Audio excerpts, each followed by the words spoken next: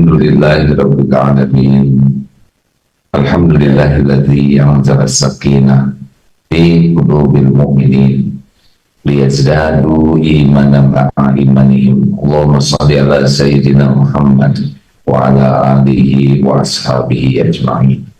Allahumma ja'alna minat tawwabin wa ja'alna minal mutatahhirin wa ja'alna min ibadika sholihin. Ya Allah, jadikan kami ahli taubat, mudahkan kami untuk membersihkan diri, ya Rabb. Jadikan kami ahli ibadah. Allahumma inna nas'aluka ilman nafi'an wa rizqan thayyiban wa amalan mutaqabbalan. Allahumma inna nas'aluka imanan kamilan wa yaqinan shadiqan wa qalban khashi'an wa lisanan zakiran. Berkahi majlis ini, ya Allah. Allahumma ati nufusana taqwaha. Ya Allah, berikan kepada kami jiwa yang takwa. Wa zakiha, bersihkan, sucikan jiwa kami ini, ya Allah.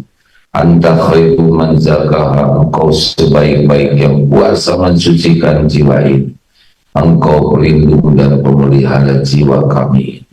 Taqabbal minna ya karim, innaka antas samiul alim. Amin. Bapak Ibu yang baik, sekarang sedang musim disimak muhasabah, evaluasi diri. Sebetulnya muhasabah itu tiap waktu, tiap habis sholat muhasabah. Kita sholat zuhur, apa aja nih maksiat yang saya lakukan dari subuh sampai zuhur. Ketemu segera tobat. Nanti asar muhasabah lagi, maghrib begitu. Jadi tiap hari itu kita ketemu dengan dosa kita.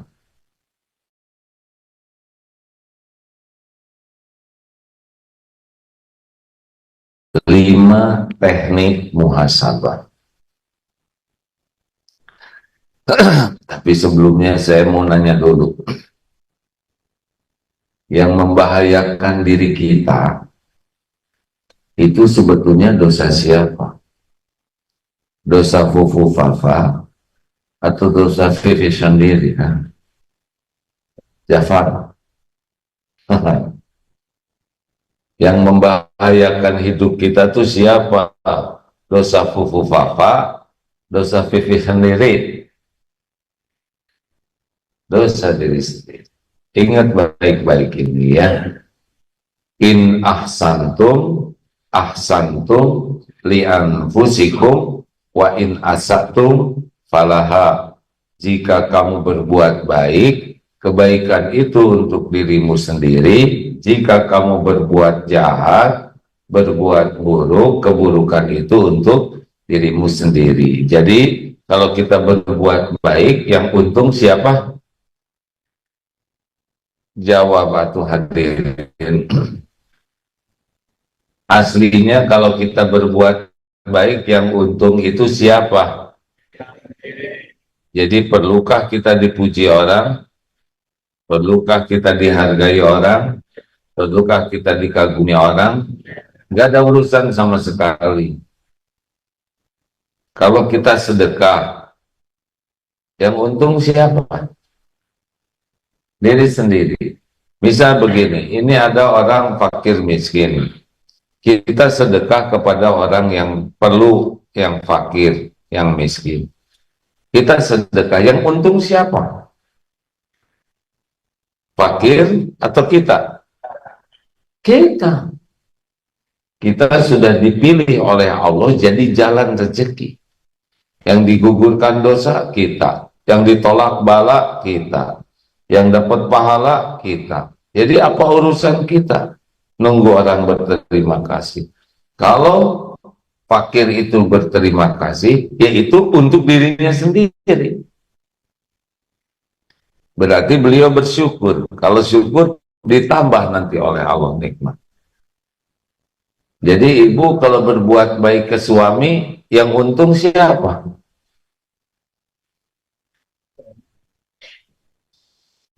Jawab, Bu.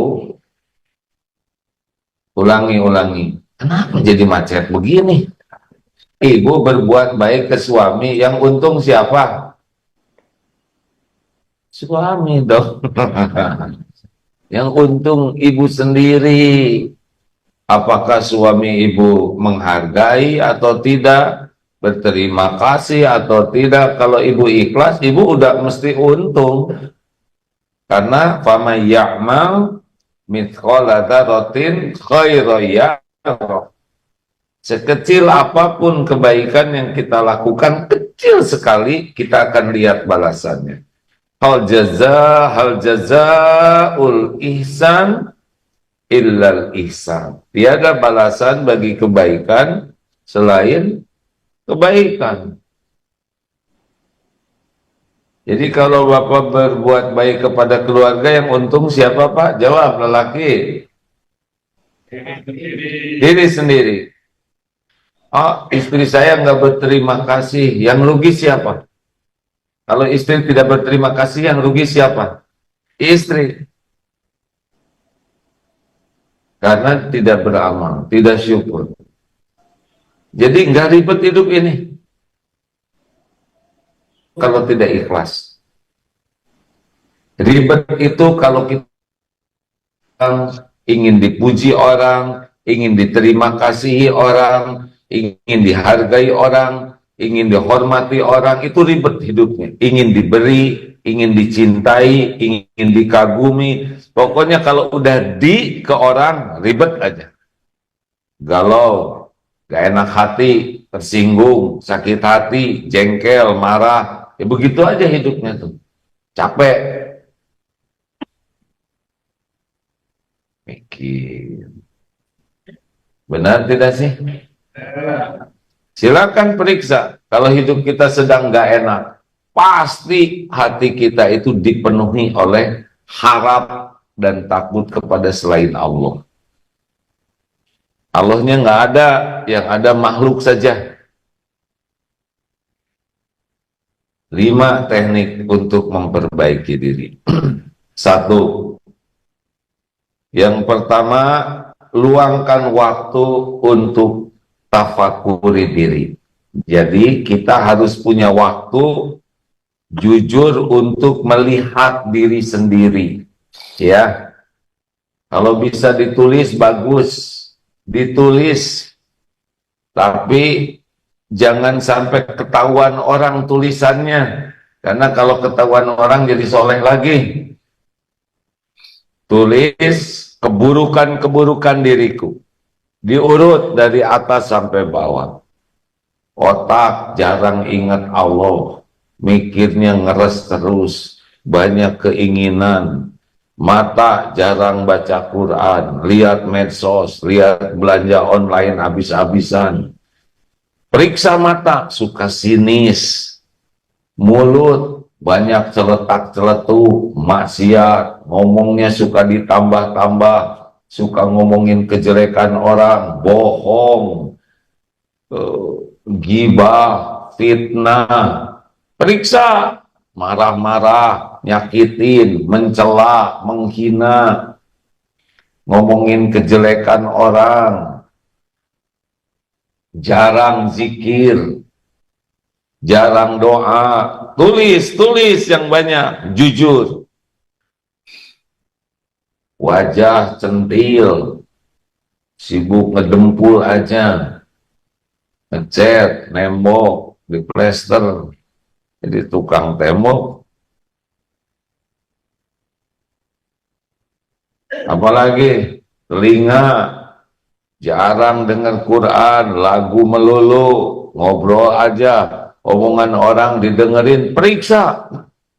Senang dengar aib tetangga, senang dengar yang enggak. Ayo periksa. Periksa hati, sombong, dengki, merasa lebih dari orang lain, ujub, merasa paling berjasa, suka merendahkan orang, menghina, mengejek. Periksa. Makin banyak kita jujur melihat diri sendiri, Kita jadi kaget nanti, ternyata pujian orang tidak ada yang cocok untuk kita.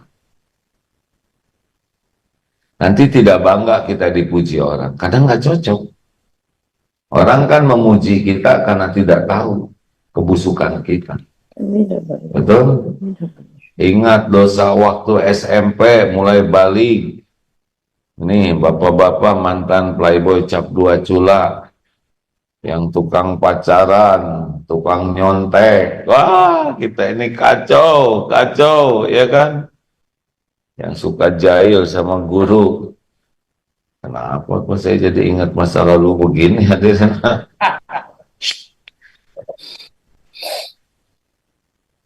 Ingat-ingat dosa waktu SMA, waktu kuliah, waktu belum nikah, waktu nikah, dosa ke orang tua, dosa ke anak, dosa ke istri, dosa ke suami, dosa ke tetangga, ke saudara. Periksa, makin berani kita jujur, itu awal yang sangat baik. Karena kita tidak bisa tobat, dengerin ini ya. Kenapa hidup kita ribet? Karena kita tidak tobat. Kenapa kita tidak tobat? Karena kita sibuk melihat kesalahan orang lain. Jadi orang-orang yang sibuk saja memikirkan kejelekan, kesalahan orang, itu susah lihat kesalahannya sendiri. Bagaimana kita bisa tobat kalau kita tidak jujur melihat kesalahan sendiri? Makanya berhentilah nyari-nyari kesalahan orang lain, itu bukan urusan kita, urusan yang bersangkutan. Benar kita punya kewajiban amar ma'ruf nahi munkar, ngajak orang kepada kebaikan dan nolak orang dari keburukan. Benar kita punya tanggung jawab di rumah untuk memperbaiki keadaan. Tapi ingat, jangan sampai sibuknya memikirkan kesalahan orang lain jadi lalai dari dosa sendiri. Siapa yang mementobatkan diri kita kalau bukan kita sendiri? Orang mendoakan ke istighfar, mendoakan ampunan supaya kita diampuni Allah, bisa ya. Kita mendoakan semoga Allah mengampunimu. Tapi tobat tidak bisa oleh orang lain. Tobat hanya bisa oleh diri sendiri. Tolong ya, tobatkan diri saya. Tidak bisa. Tolong doakan supaya saya diampuni Allah, bisa. Karena beda. Ampunan istighfar itu bagian dari tobat. Tobat itu kembali ke Allah. Yang bisa kembali ke Allah syariatnya diri kita. Tidak bisa kata suami ibu, saya akan mentobatkan ibu. Nggak bisa. Nggak bisa. Nah, orang tidak bisa tobat sebelum bisa melihat dosanya sendiri. Maka inilah yang dilakukan. 2. Jadi ayo mulai sekarang menyendiri. Habis tahajud itu jangan semuanya dipakai sholat. Habis tahajud itu sebagian dipakai untuk tafakur. Ya Allah, tunjukkan dosa-dosa yang harus saya tobati supaya kebuka hati kita. Tapi kata kuncinya adalah berhenti sibuk memikirkan kesalahan orang lain. Nih ya, misal kita kecopetan, terus kita merasa kita ini korban copet. Sibuk aja itu copet kurang ajar, nggak ada baiknya sama sekali. Mau ngapain nyebutin copet kurang ajar? Udah pastilah, makanya jadi copet juga. Kalau soleh nggak nyopet dia, ya kan? Pertanyaannya, kenapa kita kecopetan? Kenapa dari satu bis cuman kita yang kecopetan? Nah, itu yang harus kita tobati. Boleh jadi kita pelit, jarang sedekah, atau suka nahan bayar zakat, atau tidak mengembalikan uang orang, atau ada barang-barang tetangga yang dipinjam gak dikurangin, atau senang minjem naik motor tetangga tapi nggak pernah dibensinin, itu minta bensin namanya ya. Hati-hati, setiap perbuatan pasti ada balasan, pasti ada balasan. 2. teknik yang kedua kita bisa evaluasi diri adalah dengan cermin diri namanya, yaitu orang-orang yang dekat dengan kita seperti suami, istri, anak, orang tua, atau siapalah yang dekat dengan kita, sahabat, itu mereka tahu modal kita lebih banyak. Nah, kita minta kepada mereka bicara apa adanya untuk memberitahu kekurangan kita. Jadi kalau Bapak nanya ke istri tuh bukan, Bu, Bapak keren tidak? Pertama mah kurang, ya kurang keren. Terus nanya bikin bohong istrinya, ya enggak? Gak usah nanya keren atau tidak. Bu, Ibu sudah tahu saya lama, beritahu Bu, hal-hal yang harus saya perbaiki. Benar nih Pak, benar. Jangan banyak-banyak, 3 aja. 1, ketiak. Papa tuh paten ketiaknya tuh, ya. Saya aja kalau dekat Papa tuh langsung pules, tidak sadar diri.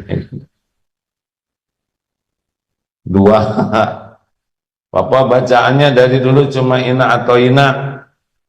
Tolong, kalau ngimamin yang benar Pak. Segala apa, segala Quran. Masa kalau nggak ina atau ina, wal asri atau idaja, bukan jelek. Tapi kan, masa itu terus dari zaman SD.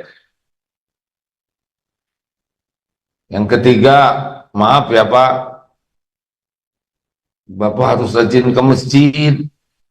Katanya lelaki yang sholatnya di rumah terus, lelaki soleha. Saya ingin lelaki sejati. Nah Bapak kalau dikoreksi, nggak usah jawab. Siap, bismillah, bismillah, doakan. Gitu. Jangan Pak, Bapak tuh orangnya emosian. Kata siapa Bapak emosian? Bapak tuh tipe Umar bin Khattab, tahu? Ah, nggak mungkin. Kalau orang sudah sibuk menjawab, maka yang ngoreksi berhenti. Itu rumus dasarnya. Terima. Nah ini, ibu jangan memanfaatkan kesempratan dalam kesempritan. Mumpung suami nanya, nah rasa nggak boleh gitu. Namanya teorinya teori burger. Uji dulu. Burger kan gitu katanya ya. Roti, daging, roti. Sebetulnya Bapak tuh udah bagus Pak. Tapi akan lebih bagus. Nah gitu ditingkatkan ya. Ya seperti yang suami ngasih tahu istri. Ibu tuh sebetulnya udah makin solehah. Dan lebih soleha lagi kalau enggak kentut di mana aja, menjiwai banget. Misalkan kan ada yang agak dol gitu ya, nah astagfirullahaladzim, biasanya yang begini bapak-bapak sebetulnya, kalau wanita mah lebih malu ya. Hah? Oh enggak juga Pak. Udah, nggak usah ngacung istrinya, awas nanti perang pulang dari sini. Si bapak pakai ngebocorin rahasia. Jadi, kalau ada orang mengoreksi, dengar, itu adalah terkabulnya doa. Kita doa, ihdinas siratal mustaqim. Kita doa minta diberi petunjuk kepada Allah. Sehari 17 kali kita minta. Lalu Allah kan pasti dengar Fatihah kita, doa kita. Allah mengabulkan, bisa lewat suami, lewat istri, lewat anak, lewat orang tua, lewat teman. Apapun yang benar, itu mesti dari Allah. Harusnya nggak usah banyak ngejawab, syukurin aja. Lelaki, jawab Pak. Berani enggak nanya kekurangan ke istri? Jangan cuman berani ngoreksi. Ayo tanya, Bu, katakan. Awas kalau nanti kebanyakan nggak dikasih belanja. Ngancam itu. Makin berani lihat kekurangan diri, makin mantap. Percayalah. Pemberani itu salah satu diantaranya berani untuk tahu kekurangan diri, berani dikoreksi, berani dikritik. Ibu juga, Bu, Kalau dikritik oleh suami teh jangan ngeles terus. Ah, si papa mah ngomong aja, memberi nasihat sama istri, pikir diri sendiri dong anak. Udah, Rep. Ini mah bukan masalah muas-muasin diri, tapi membantu saling memperbaiki. Kayak kita ada cermin, kan kalau ada cermin memberitahu wajah kita, kita nggak pernah emosi, betul tidak? Pas di cermin ada upil, cermin ngaco, enak aja, gak usah rewel, colek, enak. Benar? Halo? Coba ibu-ibu, kita bisa belajar dari emak-emak ini. Mama kan sebagian itu konsisten sekali bercermin, ya kan? Bangun tidur, lihat kaca, ya kan? Oh, kamu, oh masih ada. Mau, mau ke kamar mandi ngaca, di kamar mandi ngaca, selesai dari kamar mandi ngaca, mau keluar dari rumah ngaca, di luar kena jendela ngaca lagi, mau masuk angkot ngaca, ya nggak, di dalam angkot terus aja lihat spion ngaca, aneh. Padahal wajahnya itu juga, ya kan? Nggak bosen dong? Nggak katanya. Apa yang dicari dari ngaca itu, Bu? Nyari takut patlot alisnya miring sebelah, takut lipstiknya jadi di hidung, ya kan? Takut bulu mata palsunya tinggal sebelah. Halo?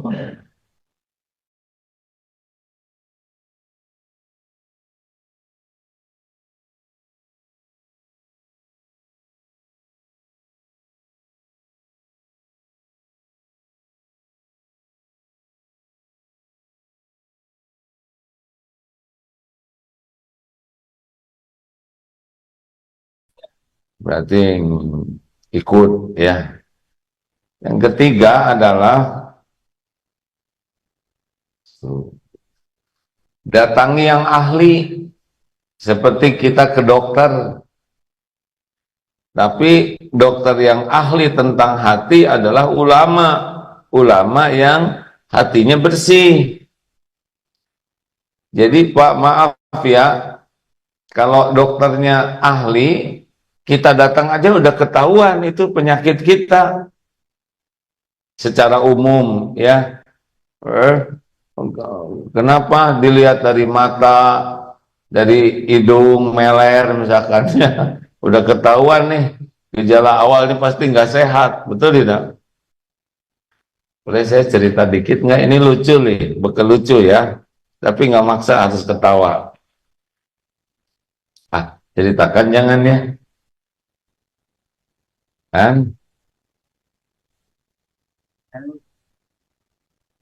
Bapak menjerumuskan saya. Gini, ini pekanya seorang dokter.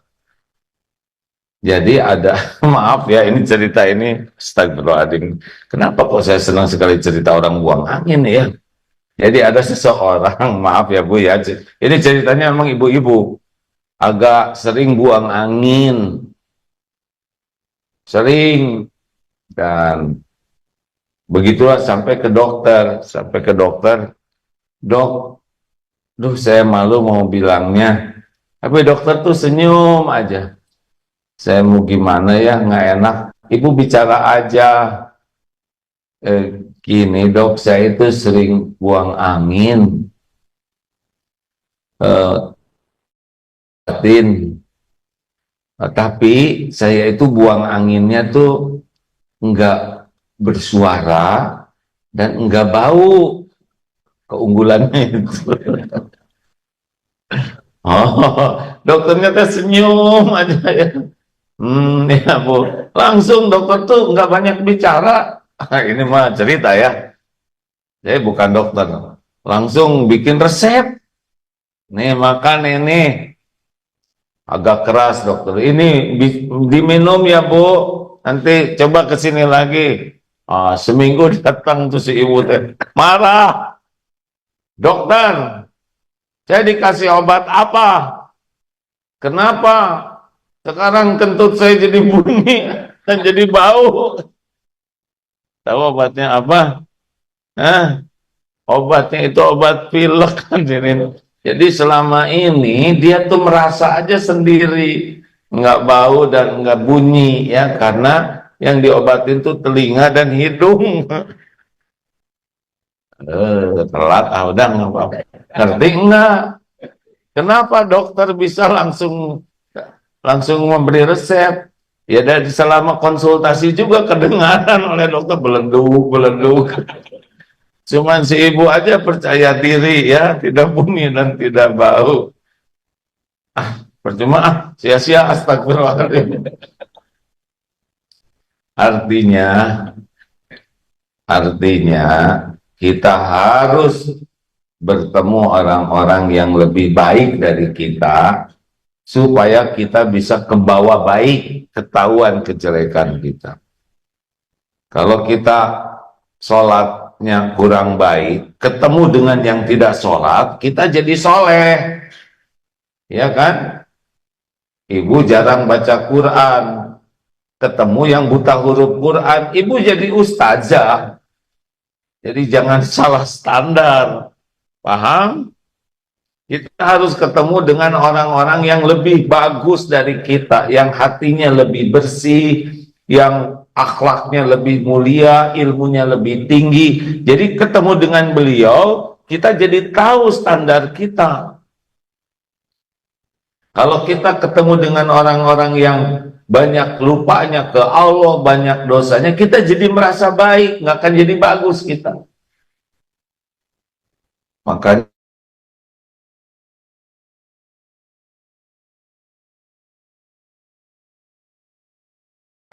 amal solehnya. Kita jarang tahajud. Ketemu dengan ahli tahajud, beda tuh. Ke bawah nanti kita jadi tahajud. Kita suka ngomel-ngomel. Bertemu dengan orang yang sabar. Yang kata-katanya terjaga, ke bawah sabar. Jelas? 4. Manfaatkan orang yang tidak suka kepada kita. Karena tidak mungkin semua orang suka ke kita. Akan ada orang-orang yang sebel ke kita. Nah, orang yang sebel ke kita itu punya energi, waktu, tenaga, pikiran buat nyari-nyari kekurangan kita. Betul kan? Kita udah tidur, beliau masih melek, menyelidiki kita. Kita udah istirahat, beliau sibuk memperbincangkan kesalahan kita dan menyebarkannya. Bukankah ini sebuah kesetiaan, pengorbanan? Harusnya kita kasih bolu, kasih buah-buahan atas perjuangannya, memikirkan kesalahan kita. Gimana dong? Ini tetangga saya kalau nyebarin aib, nggak ada masalah. Yang jangan itu kita nyebarin aib orang. Tapi kalau aib saya kebuka, nanti saya malu, tobat aja. Kebukanya aib itu tidak bahaya kalau membuat kita tobat. Yang bahaya itu kita tidak tobat. Ini saya bukan menganjurkan orang buka aib, tidak boleh ya. Tapi kalau ada orang yang tahu aib dosa kita, ya obatnya cuma tobat. Kita nggak bisa maksa. Ini kemarin ada artis yang minta saran karena dulu beliau belum pakai hijab. Nah, sekarang hijrah dan benar-benar memohon ke TV kemana supaya acara video-video film yang lalu itu jangan ditayangkan karena kebuka auratnya, sampai nangis-nangis katanya. Gimana caranya? Yang bisa menutup itu Allah Subhanahu wa Ta'ala. Sudah benar menyampaikan kepada yang punya kewenangan untuk jangan menayangkan. Tapi air mata tobat itulah yang akan membulak-balik hati orang. Tobat sungguh-sungguh insya Allah akan digerakkan oleh Allah supaya tidak ngebuka aib. Kalau aib kita kebuka gimana? Tobat.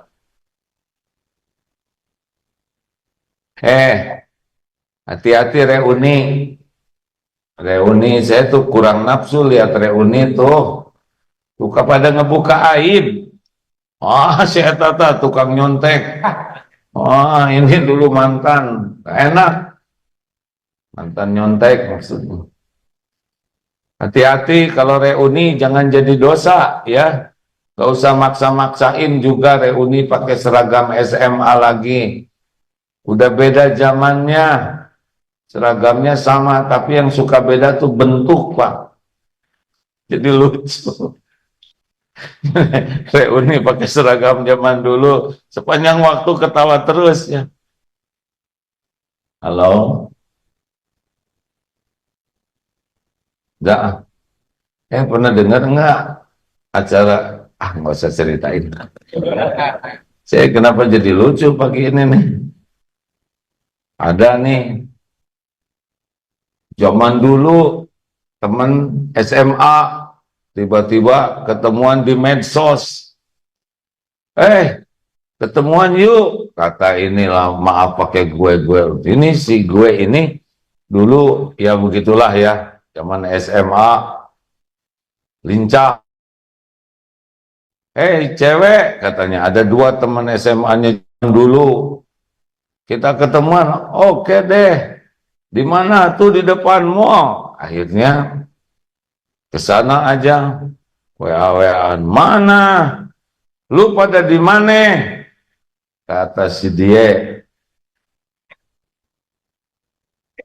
kita di sini. Lu yang di mana? John, katakanlah maaf yang namanya sama ya. Nggak ada lu. Kata si bos, si John ini ya, yang dulunya playboy cap dua cula. Gue udah 2 kali, 3 kali keliling di depan, nggak ada. Lu pada di mana? Gue cuma lihat tadi di depan ada nenek-nenek dua. Ya,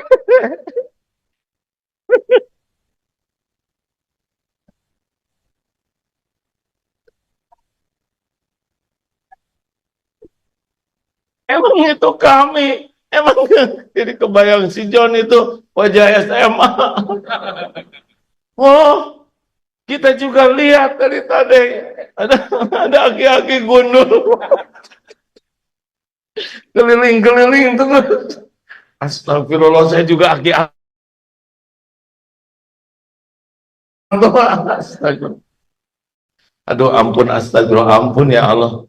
Kayak nggak tua aja kita ini enak. Saya juga aki-aki. Dah, nggak jadi cerita itu. Astagfirullah. Gak nyambung ya nggak?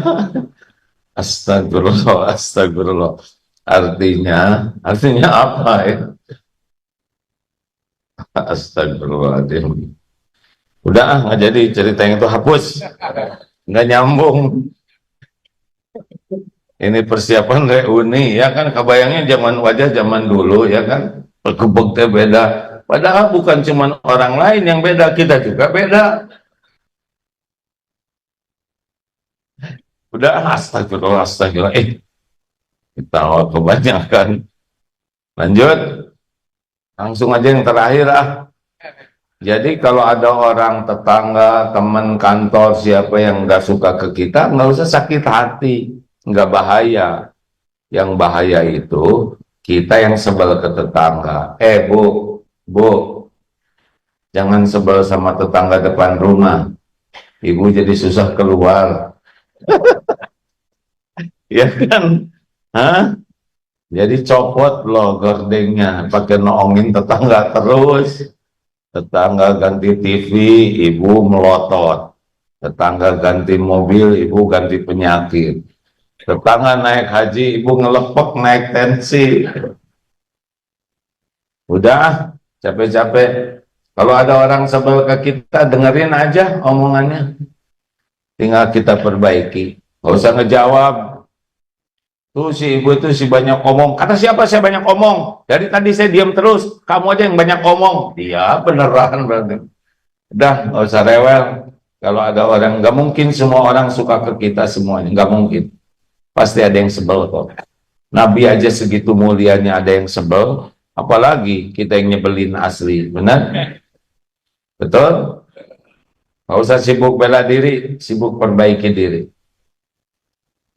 Terakhir, Yang kelima, teknik evaluasi diri. Lihat semua yang ada di sekitar kita itu adalah cara Allah memperbaiki diri kita. Kita bakal ketemu dengan beragam orang, beragam berita, beragam informasi tentang kelakuan orang. Nanti di sebelah ibu, kiri kanan ada yang rajin senyum, ada yang manyun, betul tidak? Ada yang ramah, ada yang ketus, ada yang senang memberi, ada yang senang diberi, ada yang sopan, ada yang arogan. Semua itu adalah ilmu dari Allah untuk membuat diri kita tahu mana standar yang baik dan yang tidak baik. Jadi kalau kita ketemu dengan orang sombong, ajaran saya sombong tidak. Saya nggak enak nih lihat dia sombong. Jangan-jangan saya juga sombong. Ada kejadian yang menarik ya semalam dengan Kiai Haji Pak Profesor Nasruddin Umar. Beliau imam besar dari Istiqlal. Biasanya sebulan sekali ceramah di Istiqlal, di sana. Kadang bertemu beliau. Beliau sebagai ulama juga. Tapi kemarin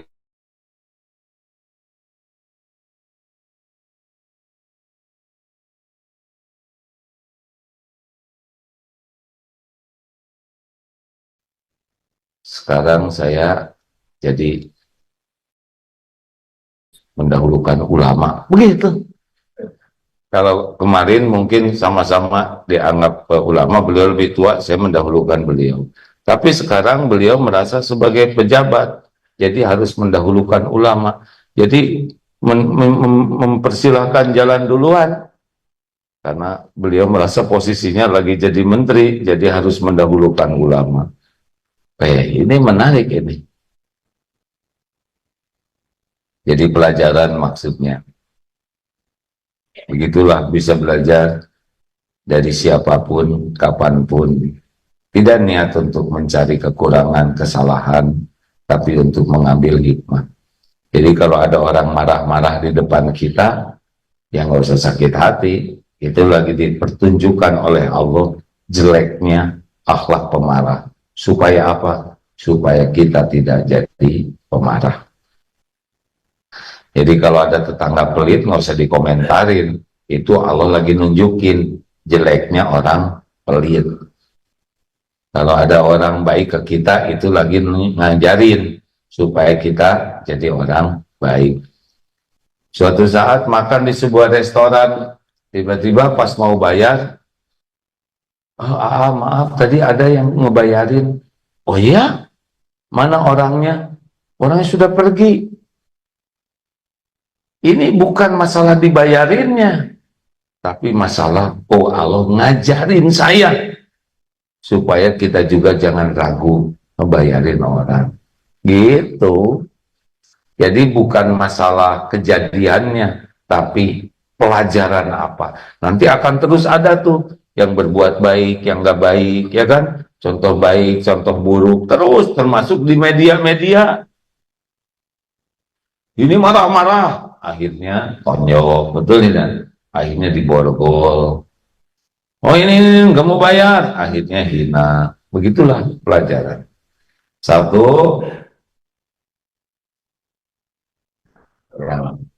Satu apa? Yang pertama. Dua, sesudah itu. Satu, tafakuri diri.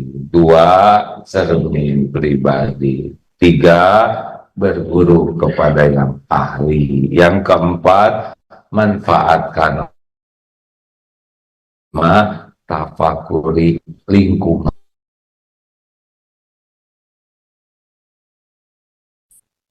Ada pertanyaan kah? Silakan. Ini santri sedang tidak ada. Terima kasih Ustadz Edi. Beliau sesudah diamanahkan untuk bertanggung jawab atas pesantren Serua ini. Banyak inovasi-inovasi, diantaranya adalah mabit ini. Ini nginap di sini ya. Sebagian besar nginap atau ibadah di sini. Iya, kalau nginap seperti yang gimana gitu ya, kontrakan habis ya. Jadi itikaf di sini dari maghrib ini teh setiap hari Selasa begini. Oh Senin, jadi buka bersama. Oh Senin, bagi yang berminat ya silakan hadir ke sini Senin, diawali dengan buka bersama Ustaz, supaya sama-sama bukannya gimana? Bawa masing-masing. Masa nggak disediakan? Sedialah. Ustaz Edi ini semangat sekali menjamu tamu masjid. Ini Masya Allah ya, makin lama berkembang, tumbuh. Sekarang santri sedang libur, tapi yang hadir ini sudah ramai. Yang kedua juga ya setiap Selasa pagi kalau sedang di Indonesia diusahakan hadir ke sini. Walaupun ini rada berat hari ini karena semalam baru tengah malam sampai, tapi ingat oh jamaah kumpul di sini jadi mengusahakan ke sini. Lalu alhamdulillah juga dengar di sini peternakan makin banyak, ayam kampung ya. Jadi nanti Bapak Ibu yang ingin bergaul, oh, bergaul sih. Ayam kampung udah beranak pinak ya Ustadz ya. Nah, beliau sangat semangat bahwa santri di sini nanti mandiri, artinya makan telurnya dari ayam. Makanya nggak boleh galak sama ayam. Kan ada yang kalau ada ayam, heh, heh, pakai sapu, kata ayam, kamu telur bangsa kami dimakan, ya kan? Yang sopan sama ayam ya. Lalu ada juga sayuran-sayuran, mudah-mudahan ada dari Ittifaq, mana pesantren Al-Ittifaq? Terima kasih ada dari pesantren yang mau mengajari kami. Insya Allah mudah-mudahan setiap lahan, dinding, di atap, di mana nanti semua bisa dijadikan lahan sayur. Jadi begitulah diharapkan nanti sustainable ya. Ikan di sini ada, betul tidak? Ada kolamnya. Nanti rencananya gini, santri di atas kolam. Masa di dalam kolam? Jadi dimakan oleh ikan. Ikannya besar. Terus dimakan bersama. Jadi muter dong. Ya udah, mau ikut campur urusan Ustadz aja. Tapi senang kalau ini bisa jadi tempat yang walaupun belum besar, ini hanya 9.000 meter ya. Tapi kalau bisa manfaatnya banyak, Masya Allah. Silakan dimakmurkan di sini. Oh ya, Qadarullah, ini masjidnya tuh besar, Pak. Jadi waktu membangun tuh tidak menyangka jadi sebesar ini. Ini kapasitasnya besar. Padahal santrinya memang tidak bisa banyak di sini. Rupanya Allah mempersiapkan untuk banyak kegiatan lainnya. Terima kasih tetangga-tetangga juga sudah banyak hadir, dan rezekinya tuh ada terus ya Ustaz ya. Pagi ini bagi-bagi sayur masih makan dulu terus bagi-bagi sayur, dan nular kemarin juga ada di sebuah masjid. Rupanya memang bagi-bagi sayur ke tetangga itu membahas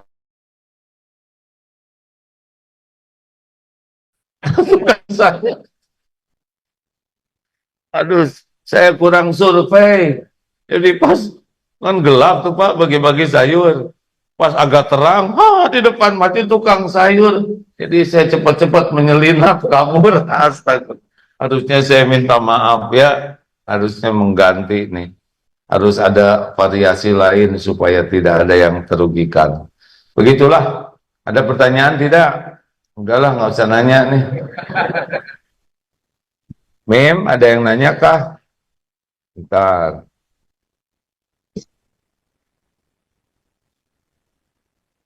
Mana yang mau nanya?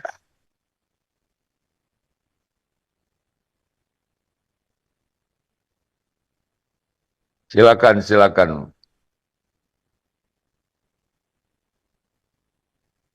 Waalaikumsalam.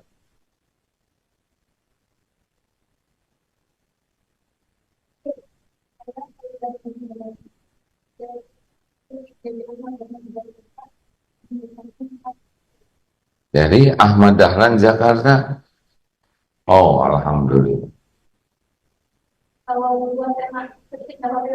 Enggak apa-apa, silakan. Belum tentu kejawab ya.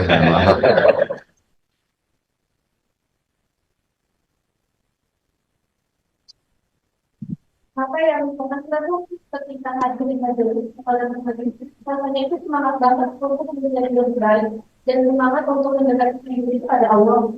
Akan tetapi ketika sudah keluar dari majelis sekali gitu kita melakukan yang mungkin bisa dibilang di awal dari baik itu. Tapi ketika datang ke majelis lagi itu lagi gitu. Itu apakah kita yang salah ya seperti mendengar kuping kanan tapi kita belum kiri itu gimana kita yang Oh, itu malah jalan Allah jangan pasti doang pengen pasal baik tapi pas keluar jelas gitu kan. Terima kasih. Wassalamualaikum warahmatullahi wabarakatuh. Waalaikumsalam warahmatullahi wabarakatuh. Saya pernah mendengar hadis seperti ini. Ada sahabat ya Ustaz ya. Coba Ustaz dilihat, saya udah lupa hadisnya. Tapi kurang lebih seperti itu sahabat juga. Kalau dekat kita ingat, kalau jauh kok jadi berkurang. Dan memang beginilah hidup. Ya, kalau sekali ceramah soleh semua, atau nanti penceramah kasihan ya. Lah jangankan yang diceramahin, penceramahnya juga perjuangan sekali ini. Atau enak buat saya kalau saya ceramah langsung saya soleh, bertakwalah kalian. Terus saya jadi takwa langsung. Enak, ikhlas. Ikhlas, saya juga sama, berjuang sekali deh. Dan emang begini, hidup ini ujian. Wa nablukum bisyarri wal khairi fitnah. Justru itu seninya, ya. Nah, jadi kalau ada yang merasa kesini dicas kuat, keluar itu adalah kayak baterai gitu, dipakai. Nah, udah lowbat, nah makanya lebih sering ngecasnya, lebih stabil nanti. Jangan sebulan sekali, harus lebih sering. Dan sekarang sudah ada portable charger HP, betul? Ini bisa perusak iman, bisa penguat iman. Di sini banyak ulama yang bisa menguatkan iman, tapi banyak, lebih banyak yang bisa merusak iman. Nafsu kita sukanya lihat yang error. Ya, nafsu itu sukanya kepada yang error. Makanya ketika ada ayat Quran, Allahu la ilaha illa huwal hayyul qayyum, di skip itu. Ya, nggak tahan, semenit aja dengar ceramah nggak tahan. Nah, itulah perjuangannya, ya. Minta deh ke Allah, Allahumma inni as'aluka fi'lal khairat wa tarkal munkarat. Ini doanya, supaya dimudahkan berbuat baik, kebaikan-kebaikan, dan dimudahkan menjauhi kemungkaran. Harus minta. Yang kedua, pernah ada sahabat Nabi, sahabat Ansor, ya Rasulullah, saya sudah dapat ilmu syariat Islam banyak, beri saya amalan yang saya pegang teguh. Yang kata para ulama, dengan amalan ini saya bisa mengamalkan ilmu-ilmu yang sudah diberikan. Lalu Rasulullah Sallallahu Alaihi Wasallam bersabda, la yazalu lisanuka ratban min dzikrillah, hendaklah lisanmu ini selalu menyebut nama Allah. Cobalah jangan berhenti berzikir. Nanti Allah yang menguatkan kita tahan terhadap godaan. Doa yang banyak, zikir yang banyak. Ada hadisnya? Bacakan Ustaz. Alhamdulillah, punten.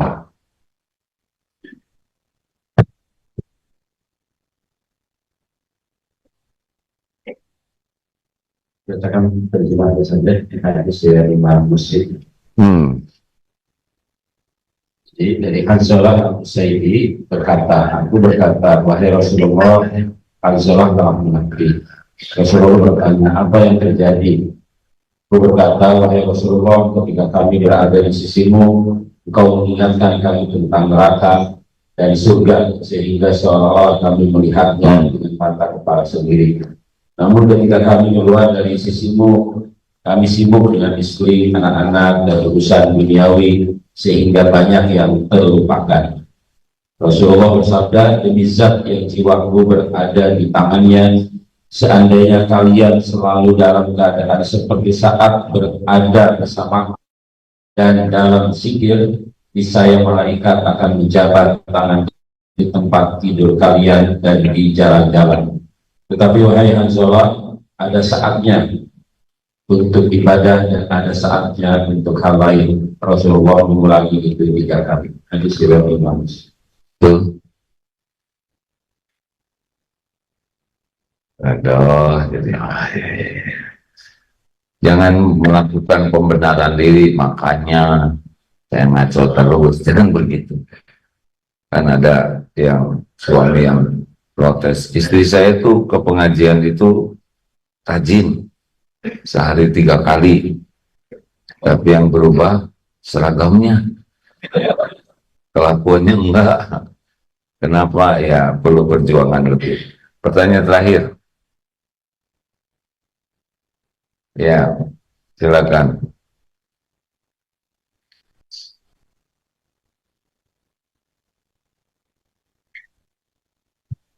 Assalamualaikum warahmatullahi wabarakatuh. Waalaikumsalam warahmatullahi wabarakatuh. Perkenalkan, nama saya Marzuki dari BSD. Izin bertanya, ya terkait sholat. Nah, kalau misalkan dalam puasa sunnah kan itu bisa digabung untuk niatnya. Kalau misalkan saya pernah mendengar bahwa kalau misalkan sholat sunnah itu bisa digabung niatnya.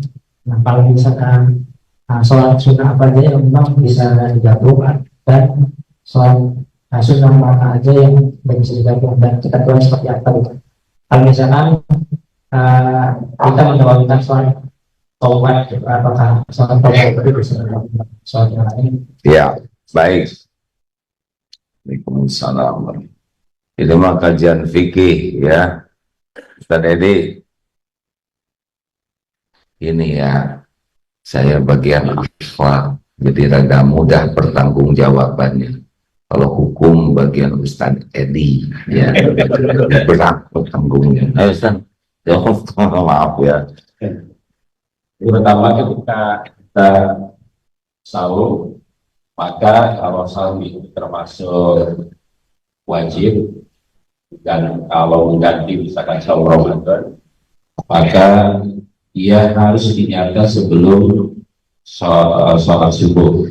Ini kalau saum ya, kalau saumnya memang mengkodok atau mengganti saum yang lalu jadi sebelum subuh harus kuat niat. Sudah diniatkan.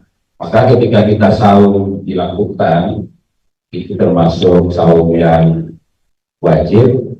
Misalnya hari Senin, maka dapat juga pahala puasa hari Senin sunnahnya.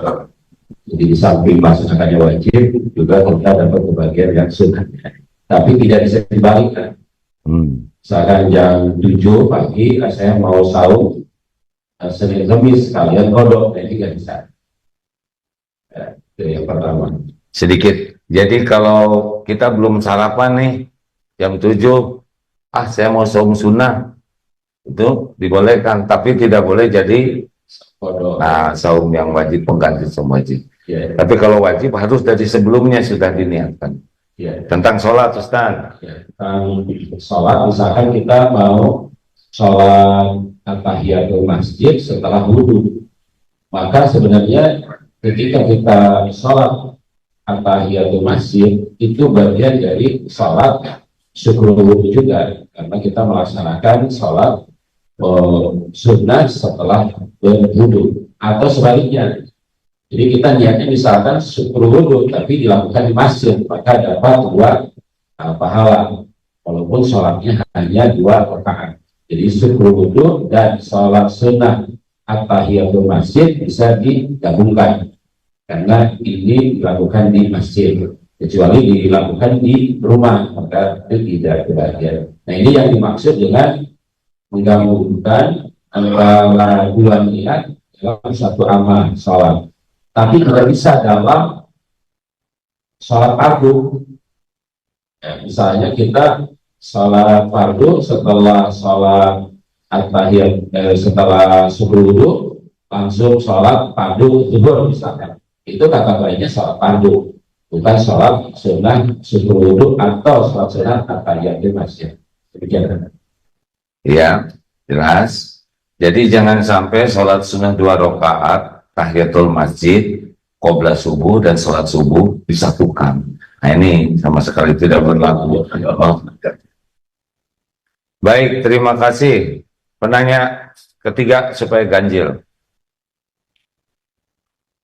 Tidak ada lagi? Ya udah, kalau tidak ada lagi. Nggak ada, ya udah. Kalau itu Ustaz mau tanya Gimana ini? Ya, masalah sholat sunnah Ustaz. Ada sholat sunnah awal itu katanya pahalanya saya pernah dengar gitu besar daripada kita baca Quran. Kalau di antara maghrib dan Isya. itu lebih baik sholat awal 6 rakaat kalau tidak salah. Itu sholat awal itu apakah kita harus kerjakan di masjid, apakah bisa dikerjakan di rumah? Dan saya juga masih belum juga itu saja. Tapi saya belum tahu dasar-dasarnya, mohon penjelasannya Pak Ustaz. Terima kasih.